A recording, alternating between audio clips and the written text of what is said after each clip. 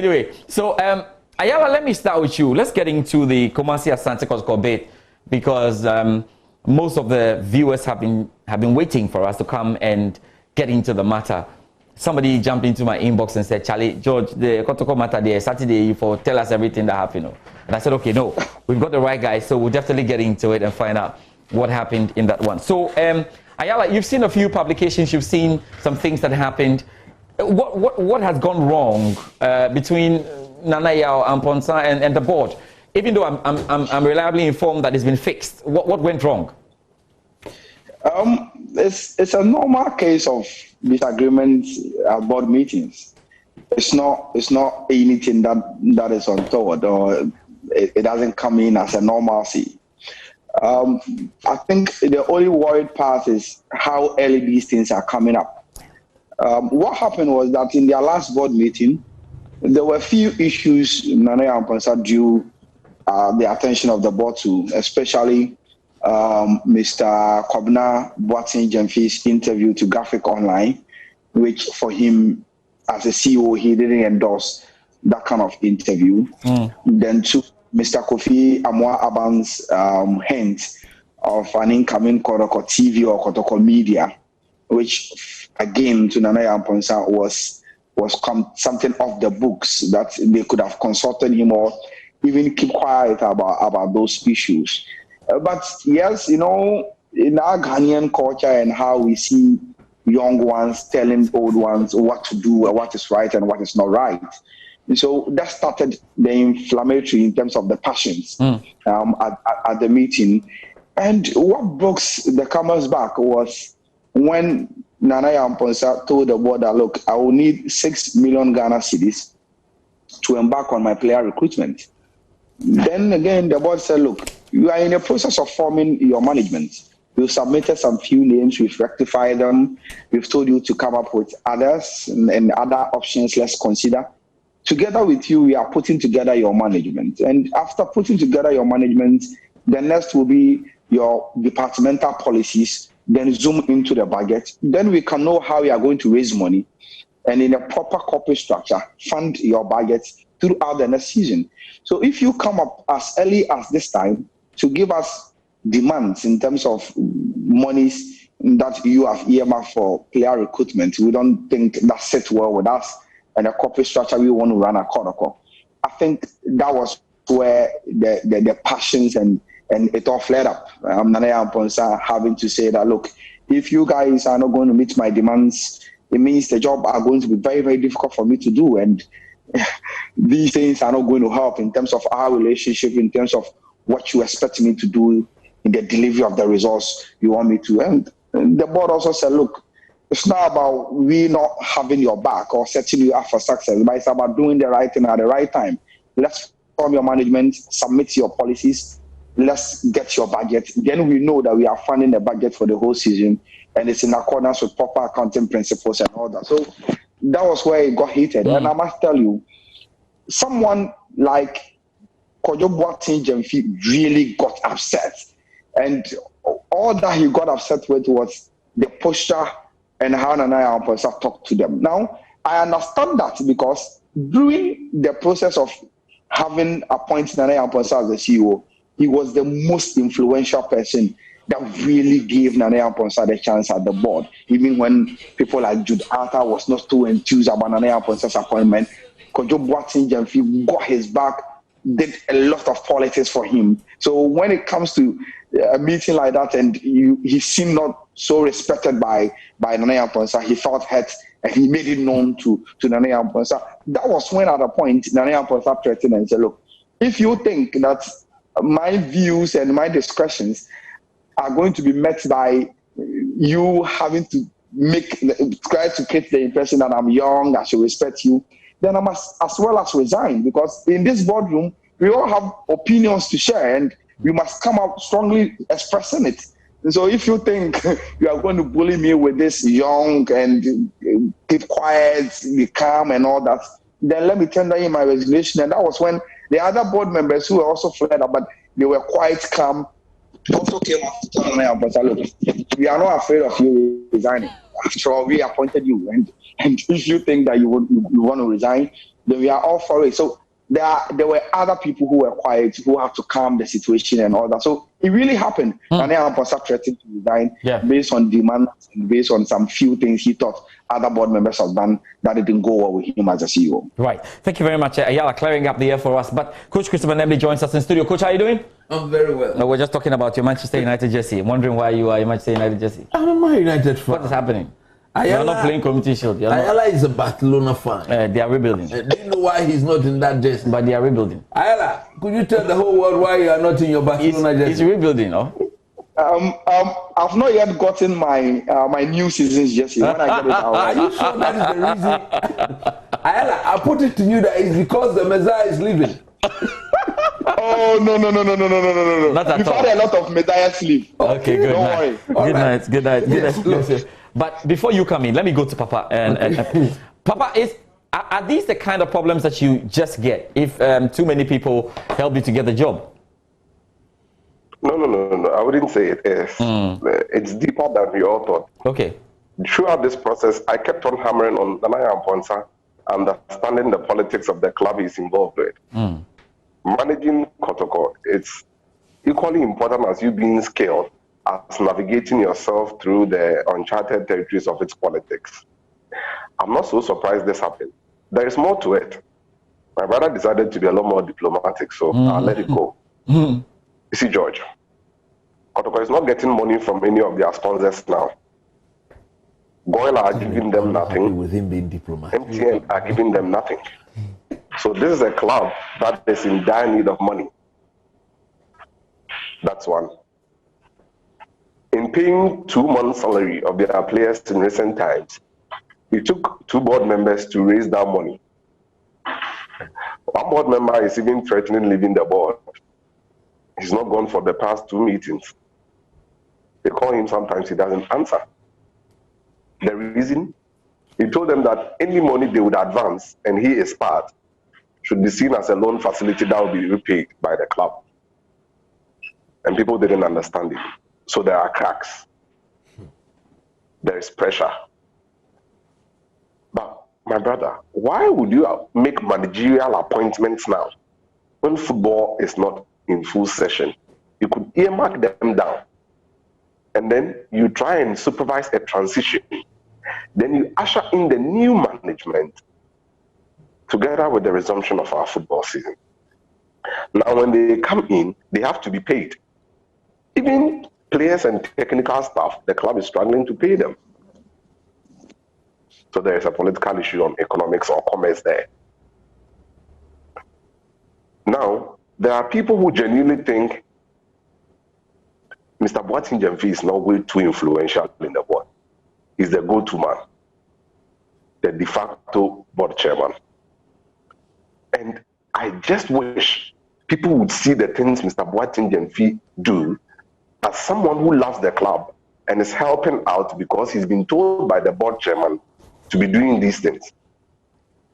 Now, when it starts picking up that there is a faction in the board led by Mr. Boateng Jemfi, it will become a problem for everybody on the board.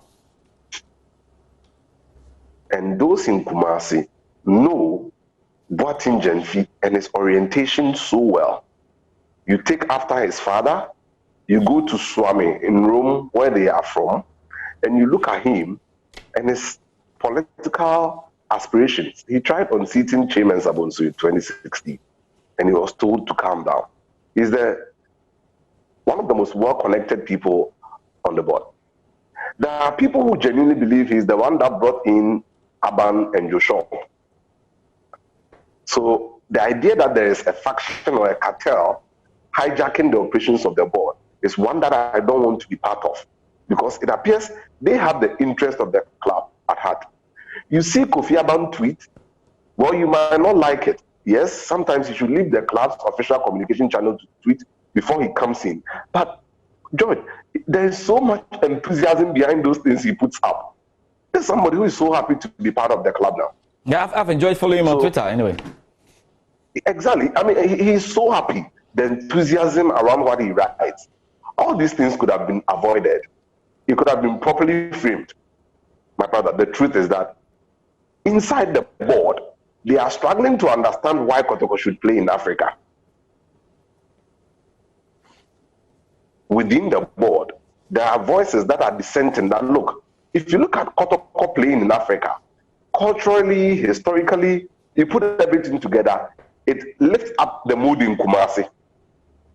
And Kotoko in Africa is much about the players as about the fans. So people are like, if the fans are not coming to the stadium, and there is a downward trend for revenue across board, why should there be a budget of that much to be raised just to go and play in Africa when it is not economically feasible?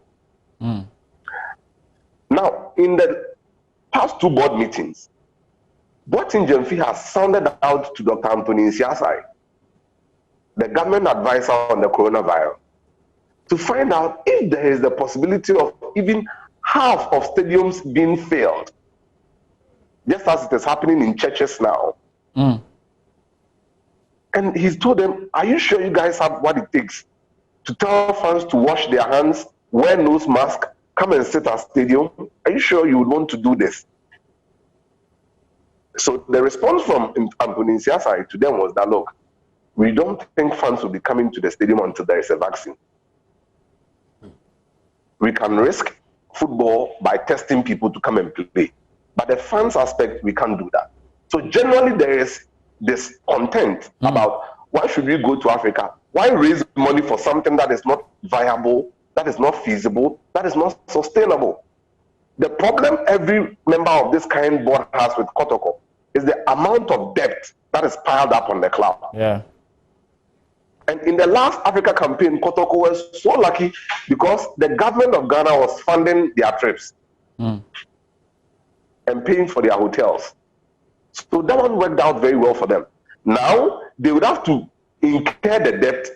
Traveling on the continent is going to be very, very difficult this time on because of the virus. Yeah. It's difficult getting direct flights and all those things. So they anticipate that the debt will go up, the cost of playing in Africa will go up, and revenue will be zero because fans wouldn't be able to come to the stadium. So they consulted the board chairman that in recent times, when they banned Kotoko from playing league matches, you congregated at where Ash FM is. We call it the City Star Building in Kumasi at Mekom, and the circles watch the match there. Now the government will not allow such congregations. Secondly, are the fans willing to pay mobile money like they did when Kotoko was banned from the league to raise money for the club?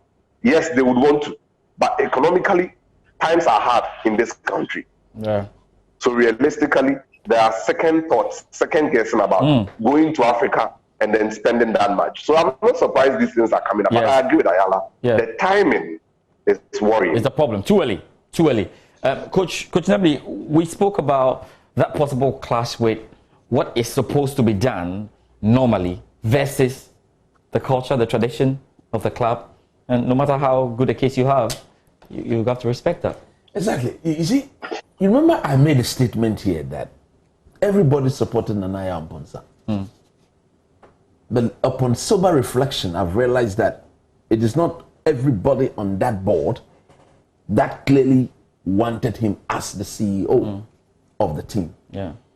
If you look at what he's doing, the question is it time for that? You ask me, I say, yes, it's time for that. Because at the end of the day, other teams are making their signings. Yes. Maybe the figure put out there Huge. is huge and includes that of Africa that my very good friend have already indicated, spoken about. I have sat here and I have said that Kotoko should not go to Africa. There's no need to under the current circumstance. In fact, no Ghanaian club should even attempt to go to Africa, simply because the amount of money involved is going to be so costly to the finances of any team that attempts to go to Africa. So that if you don't take a recovering or even coming back to break even or to find a balance in your cash flow, will be a very, very damaging thing that you wouldn't want to experience at all. So at board meetings, George, if we cannot speak our minds there to come out with the right decision to help this club, then there's no way. Then it is better everybody resigns and leave Kumasi Asante Kotoko alone. Yeah. Nobody should think that at such meetings is about age. Nobody should think that at such meeting I am more knowledgeable. But it's a Kotoko. It's Kotoko. No, look at the man who can be your father. This is a team no matter how angry that you are. we all admit should have been somewhere by now. Yes. Kotoko peers are the likes of El Hali, Esperance, Zamalek. Yeah. So, in trying to get to where you belong, you should make room for basic people to be able to talk their mind. Coach, change is good. Change is good. See, but this is radical change. You don't step in the next day. You have to become. No. I don't see how radical it is. I don't see how radical it is. Because already, just before Nana Amponsa got appointed as the CEO, me, I'm a coach, so I'm very much concerned about the playing body and the technical team. There was a certain committee put up that met Max Konedo. And Konedo told them that we have too many players in this team in terms of numbers. Yes. And even some of them that are part of the setup, I think are below the standard. Right. And Maxwell was told boldly in the face that no signings will be made until we get a CEO.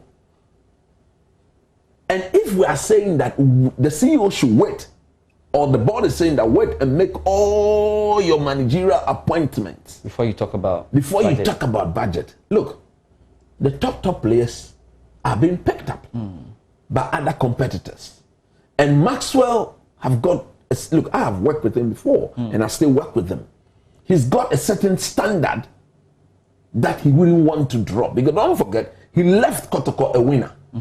He's come back and it is always at the back of Maxwell Konedu's mind that look, usually the second coming is not as smooth as the first one. So the preparation starts now. You can look at that budget and say, look, for now, maybe whilst we are still dilly-dallying on whether to go or not to go to Africa, certain things must be done. So look at the thing holistically and begin to look at the need for doing some of the urgent things now and move on as a club. But when you say that, look, we are collage, you are a small boy, you cannot be talking to me like this, or you cannot be putting out your opinions like then it is. And look, I think that if this is not properly managed, the days of Nana Amponsa as Kotoko CEO shortly.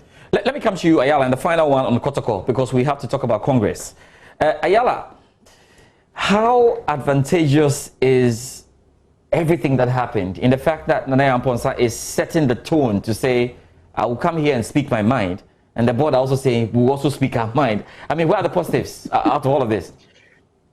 I think the first thing that highlights with this back and forth is we must all try and find a balance. Look, after setting up your management, after putting out your budget, when football resumes, the supporters and the outsiders will be measuring Kotoko per the standard of play and where they will finish in competitions.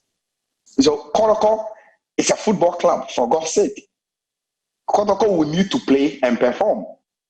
That will be a strong measurement of success. So yes, you will have to understand the balance. You have to understand, and I am saying, look, we will do everything in terms of the corporate structure we want to put out. But at the end of the day, we shouldn't forget that after putting everything at the secretariat and all that, we will need to have to perform on the pitch. Exactly. Yes. And it takes players to perform on the pitch. That's right. So if you have to pay a little bit of attention to that also, it will be very, very good. And it's not as if these players are waiting for us on our timing. There are time raised to these things. Now, Enim Addo from Samuel Enim Addo is asking us to pay up $200,000 to make Matthew Enim Kudjo's contract permanent at Kotoko. Coach has told me he wants Latif and Abila, who is also a subject of competition from other clubs. I will need Emmanuel Keyeke from Karela. I have spoken to them. That is how much they say they want to take. So you must respect Nana Amponsa saying that Kotoko is a football club, and after everything established, we will go onto the pitch and play. And that is where one of our major strong measurements will come from. But again, too, you have to understand the board. Look, from the letter that appointed them from Menchia and from all the communications, including the recommendation of Professor Lydian Cancer's committee, is to put out a proper corporate structure. And putting out a proper corporate structure is today the priority of the owner of the club and not really about how much you perform on the pitch as a football club. And in doing that, then we will need to put up the management. We will need to have departmental policies to put together, fine-tune it by the board and say, this is the Kotoko policy direction for the next 5 years. Then, as part of corporate structure, you will need to have your full budget. Then we will know where are we going to find the money and all that. Look, Atta was talking about the concentration on the management. Look, at the end of the day, if sponsors are not coming in, if sponsors are not paying us, when we zoom into proper football administration and in the heat of things, we will need a marketing and branding team, we will need a communications team, we will need other aspects of the department within the management to be working so that we can maximize whatever we want to put out there in terms of raking in and raising finances to help build the club. So it's two issues that must be well balanced because every one of them is very, very important. And I think this first meeting that highlights the disagreement and the balance, everyone will be matured enough to know both of the sides are making very, very cogent points. And it's time for them to have mutual respect and be understanding to wherever everyone is coming from in terms of their perspective, and work together for the betterment of Kotoko. Good point.